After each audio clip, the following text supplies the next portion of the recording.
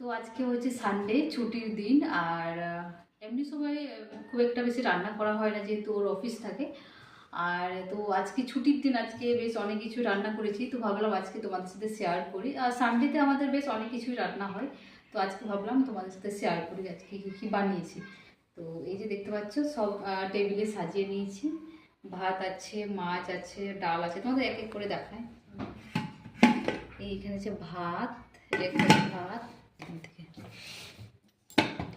আর এই যে এখানে আছে কি মাছ, কালকে ও এনেছে, কি মাছ এটা, যাই হোক কিছুটা মাছ আছে, কালবাউস। এখানে মাছ আছে, মাছের ঝোল। আর এই যে এটা হচ্ছে ভেজ ডাল, আর লাউ, আর ওই কি বলে মুগ ডাল, কি বলে ওটাকে, শুটি, সজনে ডাঁটা বলে। আর এখানে আছে বেগুন ভাজা, এই যে বেগুন ভাজাটা আমি এখানে রেখে দিই, দুজনের দুটো। আর এই যে এক সেকেন্ড, এই যে এটা হচ্ছে মাছের তেল, বেগুন টমেটো দিয়ে এটা মাছের তেল বানিয়েছি।